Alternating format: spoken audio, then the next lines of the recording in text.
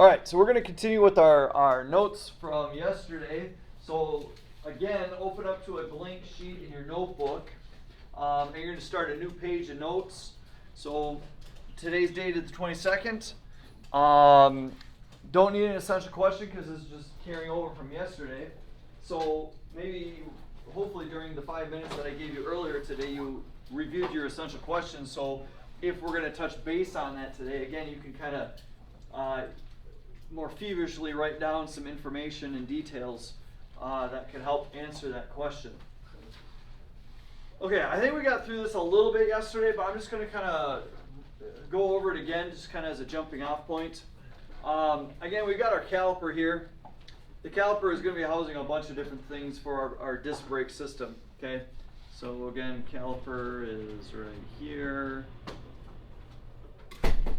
Right, caliper. We've got our caliper piston. That's not a great color to color things in. Okay, brake fluid is going to be pushing on that piston to push it out. Let's see here. Here, let's do this one. We've got this right there. That is our square cut O-ring piston seal. As we were getting into that yesterday, the square cut O-ring piston seal, it's a long name, is going to serve several purposes, right? Not only is it going to help us prevent brake fluid from leaking past the piston and that hole and wall on the inside of our caliper, so it's going to retain that brake fluid.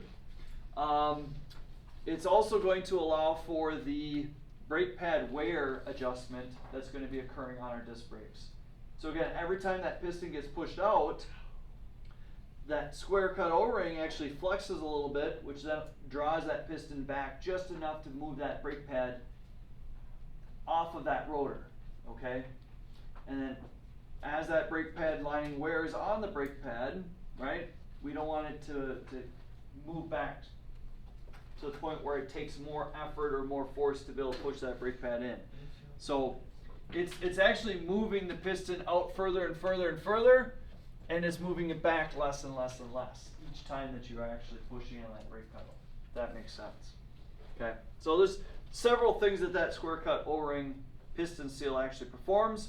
It's not something that we normally would see or inspect as part of the inspection process because it's covered up by our dust boot, which is going to be on the outside here, and that's going to help kind of seal things from entering into between the piston and that honed part of our caliper.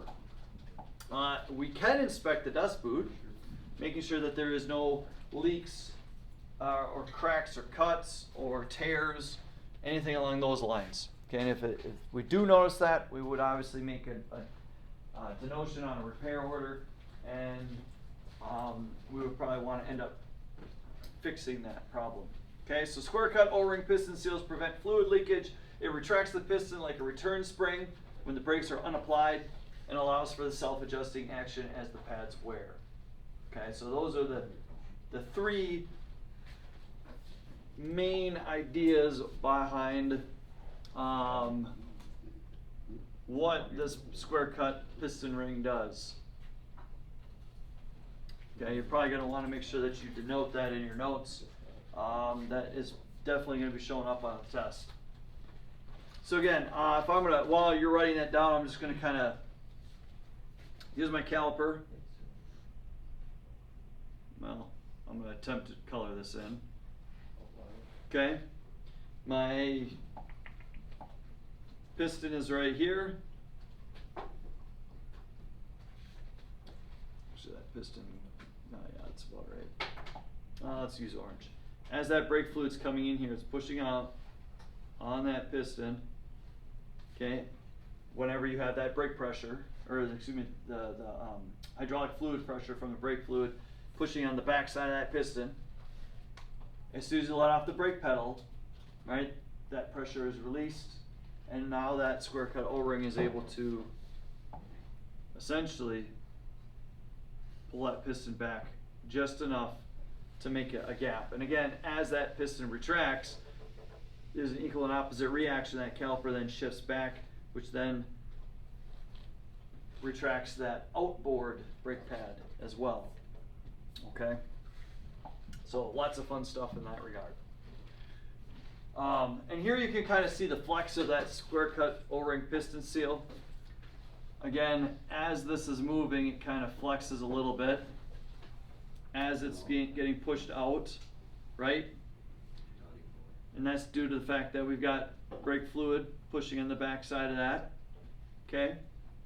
As soon as we release that pressure, piston's going to be moving back towards that, and then this square cut O-ring wants to return to its natural shape, so thus that returns more to a square, and that's gripping onto that seal, or excuse me, the caliper piston, so that's what brings it back. Okay, that's the idea. I can't animate this for you. I'm sorry, it's not like a video. But again, if you go into the brake system overview lesson or the 4-day stuff that's being assigned to you, I would almost guarantee you 4-days has got some kind of animation that shows you this in action and gives you a better idea. Now, on threaded type rear calipers, this is pretty much exclusive to rear calipers. And the reason for this is simply because our parking brake system is going to be part of the function of our rear calipers. So not only does it have a caliper piston that slides back and forth, but how does a integrated parking brake system work with that disc brake system if I have it in the rear, okay? So again, that's typically either electronic motor or cable. When I pull on that cable, there's a spring-loaded screw basically that twists, which then engages the brake pads against the rotors to hold on to that. As I'm performing my rear brake service, I'm replacing the rotors and the pads, let's pretend. I can't just simply push that piston back in like I would with my front brake calipers, okay?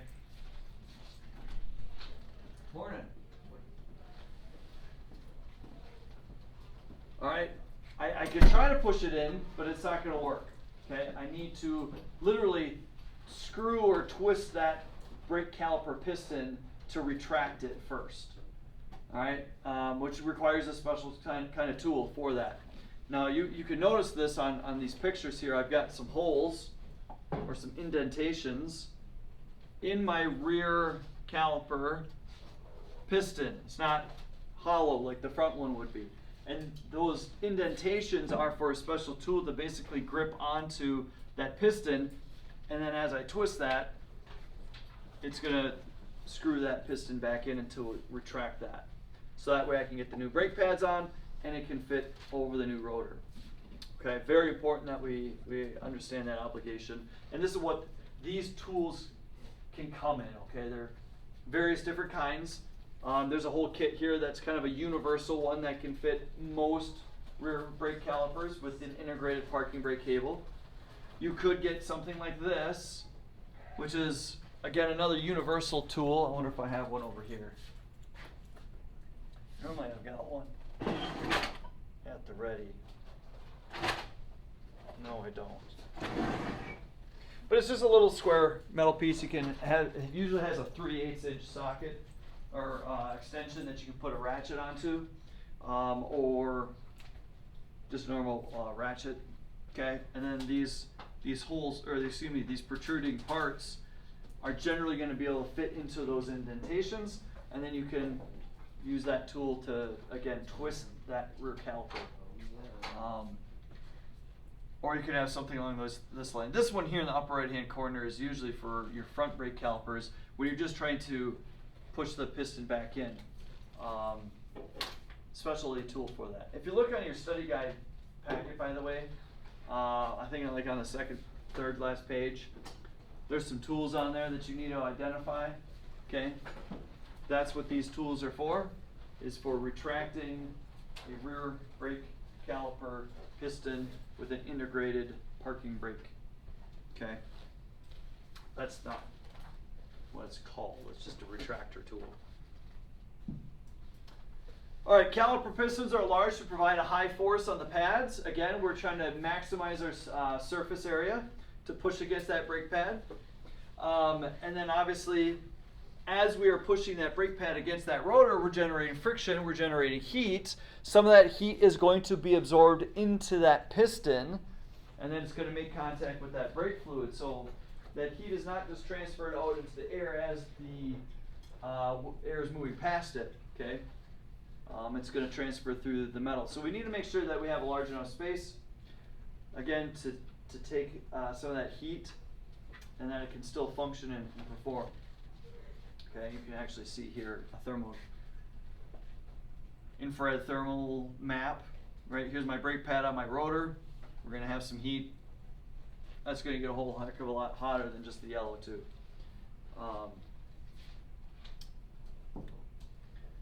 Alright, oh, here we go. There's a good animation. So you can actually see what's going on as you are pushing on the brake pedal. That hydraulic fluid is entering into the backside of that caliper, and that force is being distributed equally in all directions.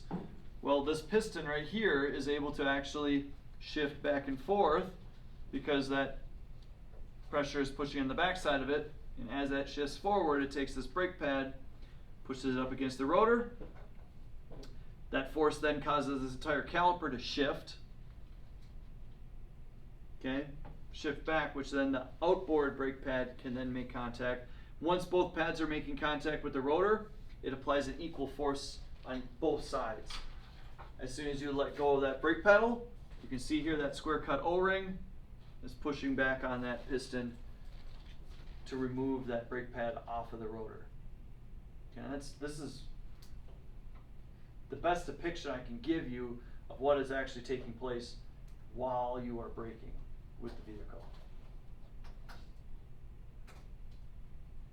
Any questions?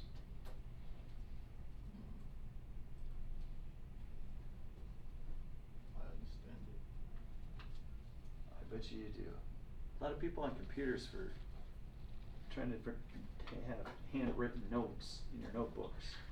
No need for a Chromebook right now, guys. I would hate for you guys to be playing video games and not paying attention and missing out on some of this information.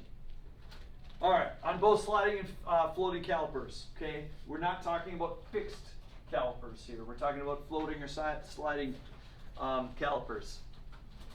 The inboard pad. Okay, when we're talking about the inboard brake pad, we're exclusively talking about the brake pad that is physically in contact with the piston. It is on the inside of our caliper. That's why we call it the inboard brake pad. Okay, that is going to be pressed against the rotor first. As soon as it makes contact, that force is going to keep pushing on it, obviously.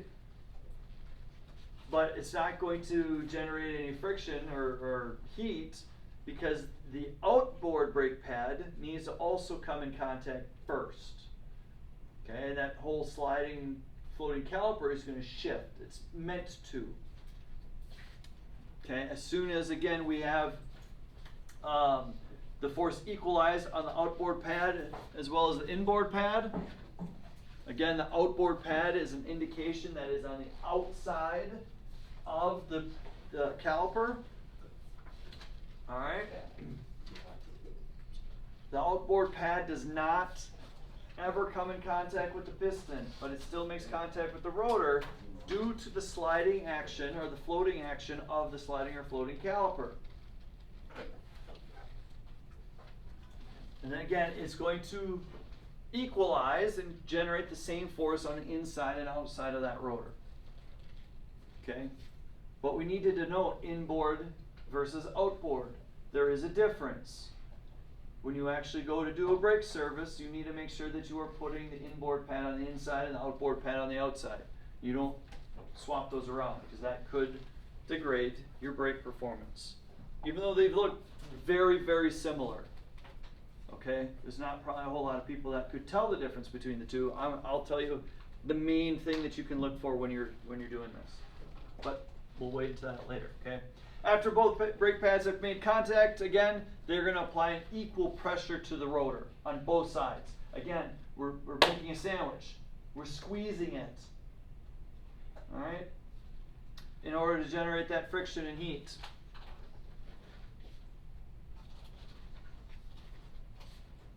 Now, if let's say my sliding or floating caliper is not functioning properly, it's not able to shift back and forth as it is intended, is that going to be able to still stop the vehicle? Yes, because the inboard is going to be forced with the piston out on the rotor. As soon as it starts making that contact, if that caliper doesn't shift back and forth like it's supposed to, that force is going to get completely put in to the rotor on one side, which means your inboard brake pad is going to be doing more work than the outboard brake pad, which means the inboard brake pad is actually going to wear out faster than the outboard brake pad. This is part of diagnostics. As you were doing your inspection, if you come across the inboard pad is thinner than the outboard pad, that is telling you the caliper is not shifting back and forth. You need to take a look at your slides or the guide pins, depending on if it's a sliding or floating caliper. Okay. Now, if we do have a floating caliper, our guide pins need to be cleaned and lubricated. That's part of our service. We also need to make sure that we are monitoring and inspecting the rubber insulators that are acting just like dust boots on our caliper piston. In that, this rubber insulators is there to prevent contaminants like dust, dirt, road debris, water from getting inside and corroding those slides. If there's any type of corrosion on these slides, throw them out, get new ones. Okay? They're fairly inexpensive, at least in regards to vehicle maintenance. And it's always better to err on the side of caution because, again, these have such a critical role in the performance of your brakes. All right? Now, as you are pulling this stuff out and you're cleaning it, making sure that they slide back and forth very well, and again, you're inspecting these rubber insulators. Upon reinstalling them, we do not use a petroleum-based grease. Okay, you do not use a normal grease on these because again, that petroleum-based grease is going to eat at and degrade these rubber insulators. So we have to use a water-resistant based grease like silicone dielectric grease. All right, it's nothing special. It's silicone paste. A little bit goes a long way. That silicone and water do not like each other. That silicone will keep the water off of that from corroding those slides. And it obviously allows for a lubrication as well for that caliper as it heats up to be able to keep sliding back and forth on those guide pins. Okay. Again, here's just kind of a, you can see this being serviced. Okay, synthetic grease, specifically made for brake calipers. You don't need the special stuff. You can use just the standard silicone paste. Okay, and you can see we got the guide pins out over here. Right, I've got my little, let me kind of highlight this. I got my rubber boots right there. Again, they're like dust boots to prevent contamination. I've pulled these pins out so that way I can kind of see the condition of those slide pins. All right, and again, you'd be surprised at how often when you're doing brake service, right? Inspecting it's not hard. You just take the guide pins once the caliper has been taken off the vehicle, take the slide pins, and you should be able to move them back and forth by hand. Right? If you can't move it back and forth by hand, they're not moving. They're seized, which means that caliper is not shifting back and forth. Now you got to pull them out, clean them, re-grease them, put them back in. Okay? Just part of the process.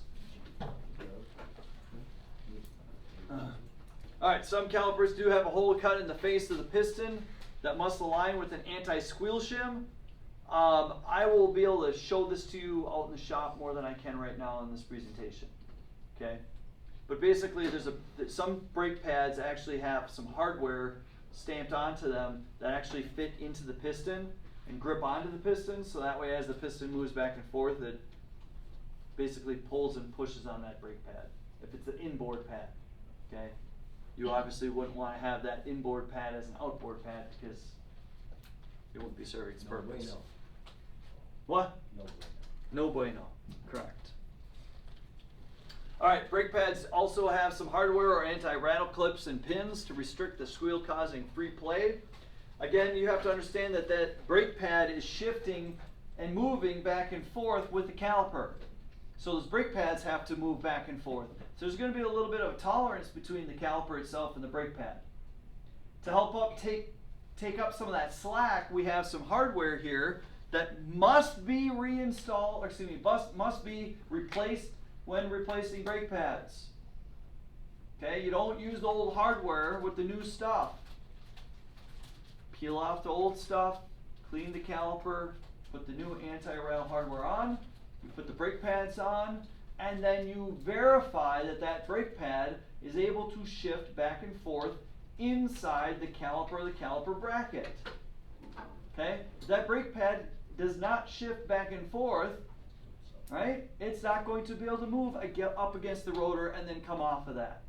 Which means the new brake pad is going to be wearing out much, much faster. Okay? It's going to be generating much, much more heat than what is required. Okay? This requires a little bit of elbow grease when you are doing this, because a lot of times, because we live in Wisconsin, you have to take the brake caliper completely off the steering knuckle, take it over to a vise, and you literally have to take a file and literally file down the metal to get down to bare metal, so that way when you put this anti-hardware back on, those brake pads are able to shift back and forth. This is generally not a step most DIYers know about or are going to accomplish, right? Because they don't know about it. They don't understand how these function and how to perform this type of service to make sure that you are lengthening the life of these brake pads as much as possible. Also, on a side note, on the picture on the right here, you can actually see that hardware that I was discussing about earlier that actually goes inside the piston to grip onto that, to be able to shift that back and forth. Not every brake pad has that, depends on the manufacturer, but if it does, that's where they go, okay? Alright, can I move on to the next slide? Yeah. Okay. Actually, let me go back just a second. This stuff over here, depending again if you have a floating, sliding, or fixed caliper, you might have to replace some pins and some clips here. These right here are springs that help assist the brake pads coming off the rotor when the brake piston is retracting. Okay? Again, all this hardware must be replaced. Don't use the old stuff. Okay? And when you go to buy brake pads, make sure that the brake pads that you purchase has that replacement hardware. Okay? If it doesn't, make sure that you pick it. That's an additional purchase. Okay? Don't get cheap and think you're going to save yourself a couple bucks, because you're not. All right, going into our brake pad material. Brake pads have their linings made either riveted or bonded to the steel backings that can be organic, non-asbestos. Again, something we need to be mindful of, that asbestos is potentially part of our brake lining material. Modern day stuff, we have non-asbestos because we know it's cancerous. It could be made out of metallic or semi-metallic, synthetic, or in some cases ceramic, depending on your performance of your brake pads or your vehicle.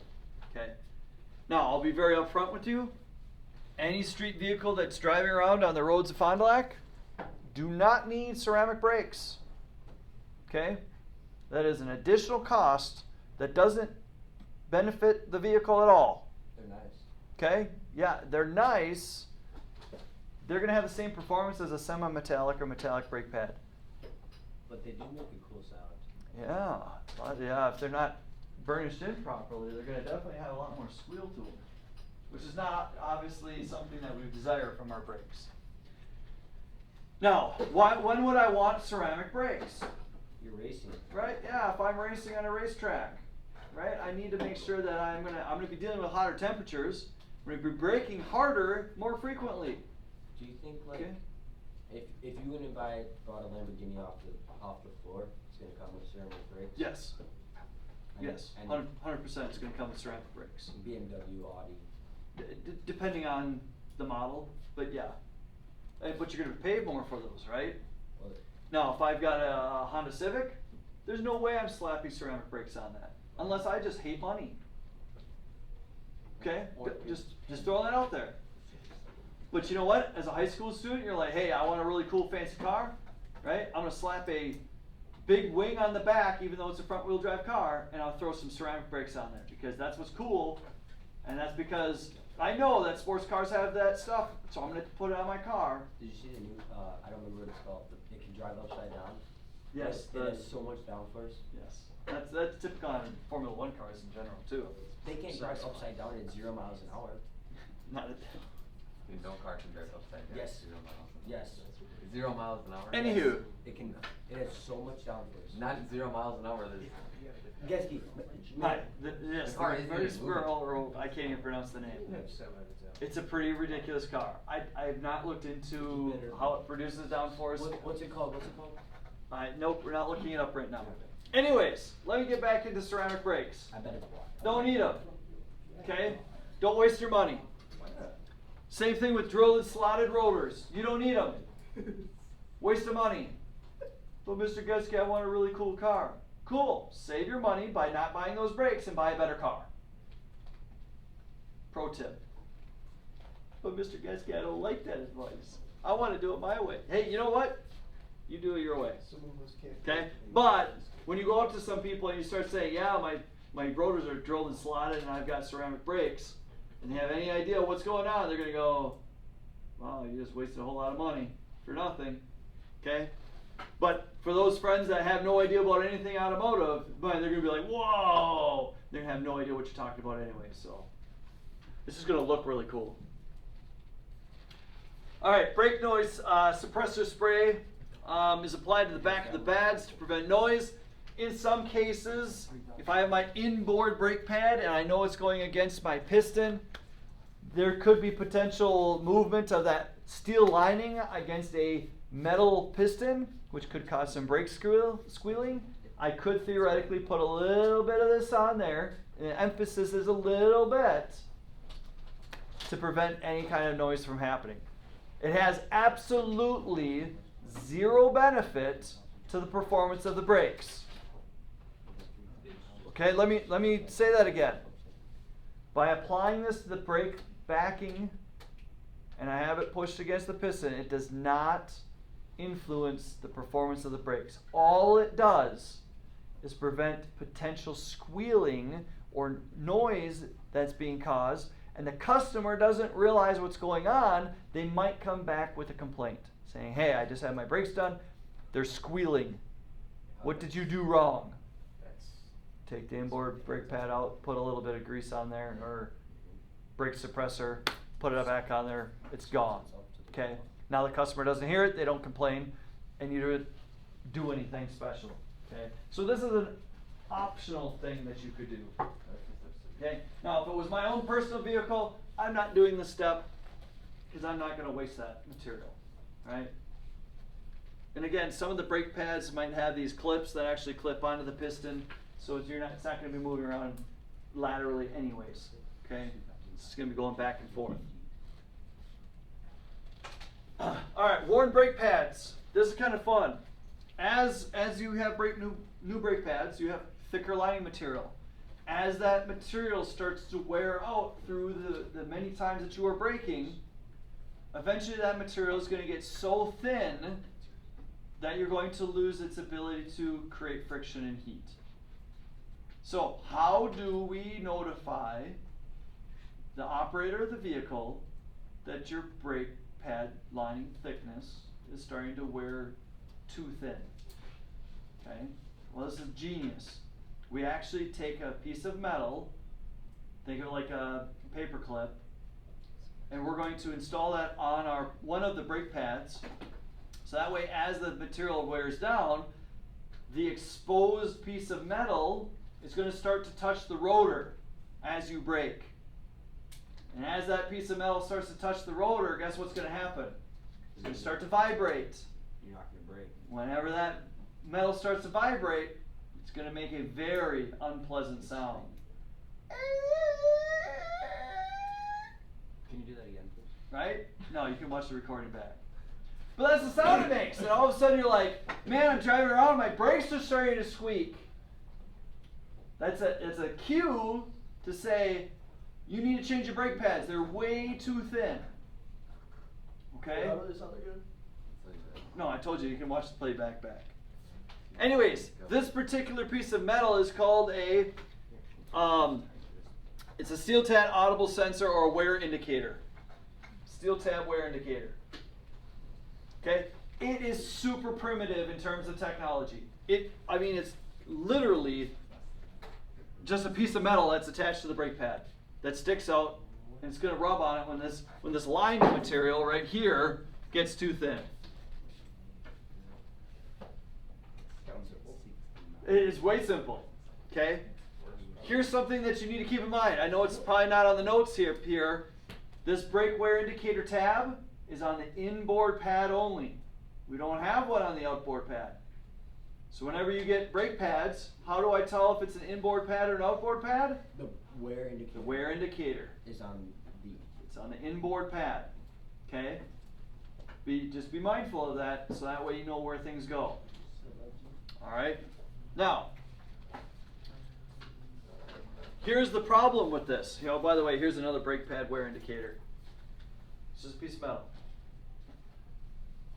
And it eats. There are some people out there that are very stubborn when it comes to noises on their car. Or just service on their car, right? They say, oh, hey, my check engine light's on. I'm just going to throw a piece of electrical tape on there and it goes away. I'm just going to ignore it, right? Same thing with our brake pad wear indicators. Hey, my brakes are squealing hardcore when I'm braking. It's a noise that's not pleasant. I'll get that taken care of eventually. But then all of a sudden, guess what's going to happen? That brake tab indicator, that wear indicator, excuse me, is going to rub against that rotor. It's going to wear out. It's going to break. It's going to snap off. Because again, it's just a thin piece of metal. As soon as that breaks off, guess what's not going to happen anymore? You're not going to break. No, you're just not going to hear any noise. Right? And if you're an uneducated person and you're driving around and you're going, man, my brakes were squealing a lot, all of a sudden, they're not squealing anymore. They fixed themselves. What? Oh man, how nice is that? I was going to take it in and get it looked at, but now I don't have to anymore. 21 cars. Because it's not annoying. What? 21 cars. Congratulations. You're an idiot. Yeah, you're dumb. Right? What? And I say this tongue in cheek, right? Because everyone's done this. What? The problem is No, there's not a picture of my check. right? Oh, here we go. Sorry. I'm going to show you a picture here in a second. At least I hope it's on a slide. I put What's it on that it. little yellow piece? Okay. So here's my brake wear indicator, right? Mm. I've got plenty of thickness in my pad. It's not touching the rotor. As soon as this becomes so thin, now all of a sudden this is making contact with that rotor. Will you hear it squeal? Oh, absolutely, 100%. But it's only going to happen while you're braking because this whole thing is vibrating, right? It's squealing. It shouldn't be a metal-on-metal contact. But again, eventually, this whole thing is going to get worn out if you leave it go for too long. Then guess what you have in order to generate the friction? Nothing. Literally, the backing plate that the lining material was attached to. That's the next warning. Metal on metal. Now you're going to get a whole bunch of grinding and noise and all that sort of stuff. And Why how, are you gonna break and it? how fast is that going to slow you down? Guess what? There are still people out there that still won't get their stuff looked at. Guess what's going to happen to that metal braking pad? It's going to get gone. It's going to get gone. It's going to go. It's going to get worn down, right? It's going to happen. So then guess what you have? Nothing. No. Car crash. You have your caliper piston. Because your caliper piston is going to come out far enough to be able to start making contact with that rotor. Oh my god. No. Okay? Now, let me ask you this question. What's the condition of the rotor in all of this? Not good. Terrible. Terrible. Gone. Really bad, right? So here's the moral of the story. Okay, this is what I want you to learn. As soon as that starts squealing, Get it in. if you can get it in right then and there or very soon after that, you might only need to replace your brake pads. Instead of everything else. If you let it go, your rotor's also going to need to be replaced. That means more money. Wow. Okay, it means more time and service in order to take care of that. Okay. Oh, come on! I gotta have a. Okay, I don't. No. We I need- got we need some good better pictures. questions. Easton just I farted. got some good pictures. What? All right. because there are some manufacturers out there that are a little extra, okay, like Mercedes, right? If I'm gonna pay $100,000 for a luxury car, I don't want my brakes squealing. That's true. It's a really bad look for a luxury brand car, right? If I'm driving around Fond du Lac in a Mercedes and all of a sudden I got squealing brakes, Or like a G that's class. not very good reflection on that brand. So guess what they're gonna do? They're gonna charge you more money to have sensors into your brake pads instead of a steel tab that's going to run against the rotor. Now we're going to have an electrical problem. Okay, so we have electronic wear indicators that is built into the built into the brake pad, so that way when that makes contact with the rotor, it turns on a switch, which then indicates or illuminates a light on your dashboard saying, "Hey, your brakes are getting too thin. No noise, just an annoying light."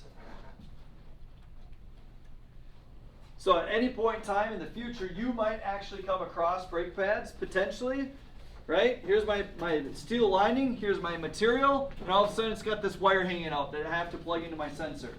Jetski, so you know we talked about Okay? those, like Just be mindful, these are more expensive, because they're extra, they're fancy. But this is all part of the process of electric. brake pad replacement, okay? So you know we talked about those electric cars. Yeah, So they're like the ones that'll come get you. yeah. So those just like go to like a little repair shop and fix themselves. Well, the fun part about that is your electric cars don't have conventional brake pads. What do they have? Electromotor built into the brakes. I'm not gonna get into that stuff. So does it just say stop and it stops? I don't think that's how that works. It stops because what happens is it generates a very strong magnetic field inside the So there's hub. no wear or. No. So it's a mag's fault.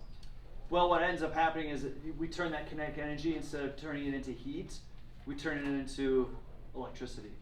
And then that charges the battery. Isn't that called? It's regenerative braking. Yeah. That's actually pretty smart. It is very smart. Now, hybrids and some electric cars will still have a small backup system in case there's a failure to where that can't slow the car down. Can also be very dangerous. But the electric motor is actually, it's much stronger than what we have here. Hey, this was happening. Yeah, I knew this was Okay, happening. anyways, We're done. I'm gonna give you guys 3 minutes here. Write your questions. Okay, write your questions.